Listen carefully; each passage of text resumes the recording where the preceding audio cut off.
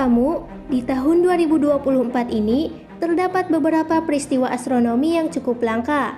Salah satunya kemunculan komet 12P _Pons-Brooks yang juga dijuluki sebagai komet iblis atau komet setan. Mengapa dijuluki komet iblis? Apakah berbahaya bagi bumi? Simak pembahasannya.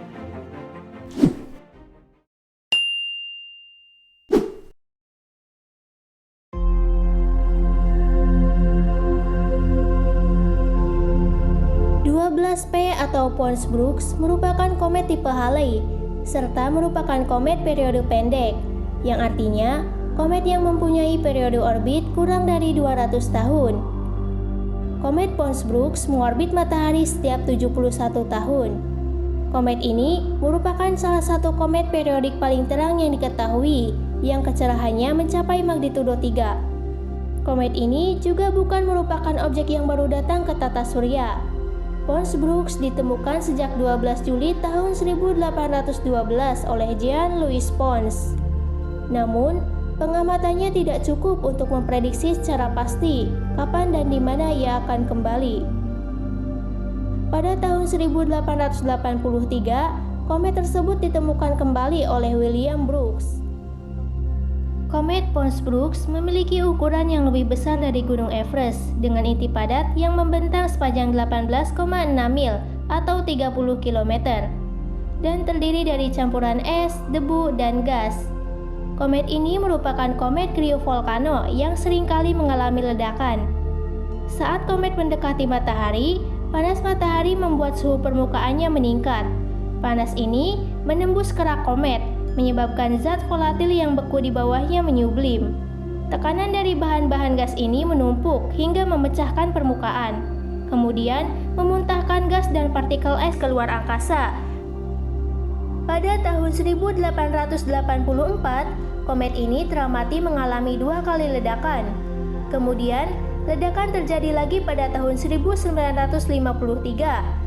Ledakan lainnya pada bulan Maret dan 23 April 1954. Pada tanggal 20 Juli 2023 lalu, komet tersebut kembali meledak saat jaraknya 3,9 AU dari matahari, membuatnya lebih terang sekitar 100 kali.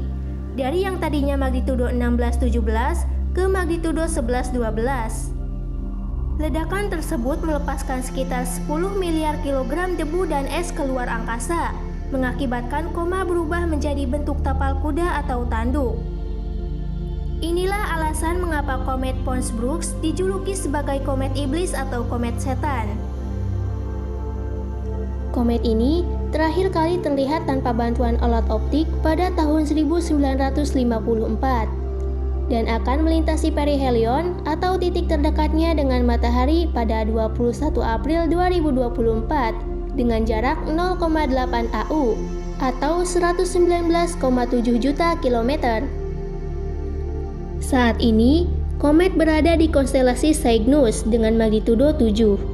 Komet sudah bisa dilihat dengan teleskop, namun belum bisa dilihat dengan mata telanjang.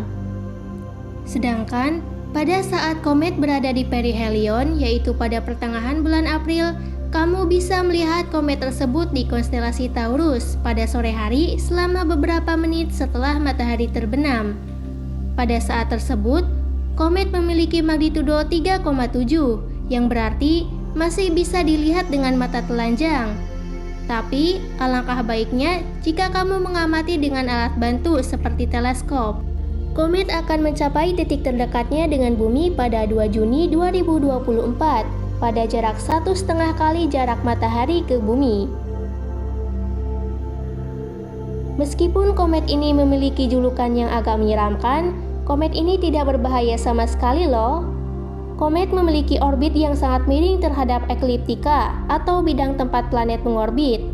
Komet akan melintasi matahari di antara orbit bumi dan Venus, sebelum keluar lagi dari tata surya bagian dalam. Ia tidak akan melintasi orbit bumi dan tidak akan menimbulkan bahaya sedikit pun jika terjadi benturan.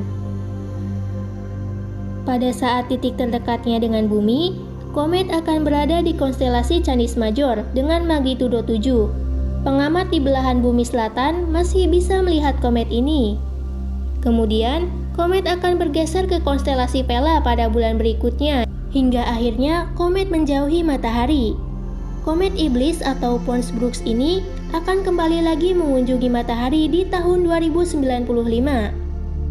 Kemudian, pada bulan Oktober 2024, kita kedatangan komet lain yang jauh lebih cerah, yaitu C 2023A3 atau Sucinan Atlas, yang kecerahannya bisa mencapai magnitudo min 0,2, yang mana dengan penampakan magnitudo tersebut kecerahannya hampir sama dengan bintang paling terang nomor 2 di langit malam. Sekian untuk pembahasan kali ini, semoga bermanfaat ya. Jangan lupa like, komen, dan subscribe. Sampai jumpa di video berikutnya.